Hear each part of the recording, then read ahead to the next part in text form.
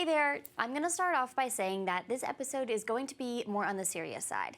Though sarcasm is still my middle name, this week we're talking about what's going on in Ukraine and how big tech is making the situation worse.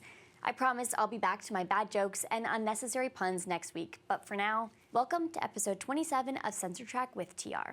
This week, we're talking about how big tech is censoring posts that stand in solidarity with Ukraine or simply report on the Russian-Ukraine conflict, but still allow the president of Russia to roam freely online.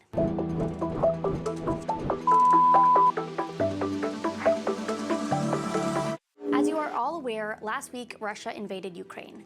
This is a major crisis. The full-scale invasion has caused tremendous suffering and oppression of the Ukrainian people. They are living amidst devastation and need endless prayers no matter your stance on the country as a whole, but big tech apparently doesn't seem to think so. It took a full-fledged war to get big tech to even consider changing its tone against actual dictators like Vladimir Putin, but they had no qualms censoring President Donald Trump time after time and then permanently banning him from his social media accounts. Example 1. Daniel Lismore is a London-based artist. Lismore posted this in solidarity with his Ukrainian friends, saying, "My friends in Ukraine, my thoughts are with you. You do not deserve this Russian monster's insanity. I love you all.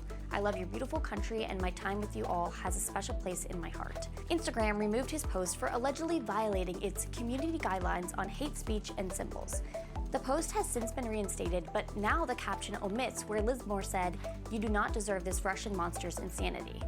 Our team did reach out to Instagram to ask whether the reinstatement was contingent on the removal of that particular sentence, but we have yet to hear back. Nonetheless, big tech still removed the post and showed its disapproval of such a loving and beautiful homage to the Ukrainian people. Twitter suspended the Ukrainian War Report account for, we have no idea. The account tweeted info on the latest round of tensions between #Russia and #Ukraine minute by minute. The account had at least 81,000 followers before the suspension. I'm not really sure why big tech had a problem with tweeting minute-by-minute updates about what's happening over in Ukraine, but lack of transparency is a typical problem for big tech. Twitter locked out the purported operator of the Conflict News Twitter account.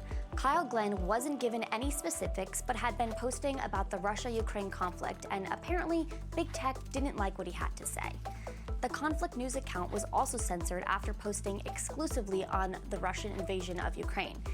I guess big tech doesn't want us to know what's going on. Here's where things get really twisted. While all these people are shut up and shut down, the president of Russia's social media pages currently remain unscathed. And the same goes for Russia's state-affiliated media like Sputnik and RT. Overall, the MRC Free Speech America team found that there are approximately 38.7 million followers of these Russia state-affiliated social media accounts. That means that Russia state-affiliated accounts are able to influence 38.7 million people around the world, all while invading Ukraine. Talk about bias, am I right? Frankly, I don't know what big tech's intentions are. Why are they hiding accounts and suspending users for engaging in conversation about the tragedies in Ukraine? And why aren't they blocking the Russia state-affiliated social media pages when they have a history of banning others, like Trump? What I do know is that big tech has their agenda, and they will stop at nothing to block any information that doesn't fit their version of reality. So, I'm sorry I had to be serious, I'm sorry that I had to be blunt, but the bias of big tech is going to continue to get more and more out of hand if we don't stop it now. If you or someone you know has been censored, report those cases through our website, CensorTrack.org, and use #FreeSpeech on social media sites to help us report, expose, and neutralize big tech's unacceptable bias. Check out last week's episode and sign up for our newsletter to never miss a segment and to help defend our freedom. Don't forget to share, comment, and give this video a thumbs up. Those are the best ways to help these videos reach more people, and in turn, help defend our freedom of speech online. Subscribe to our channel and hit that notification bell down below so that YouTube can let you know when a new episode comes out. That way, you can watch it while it's still up, since every time we post, we risk getting censored.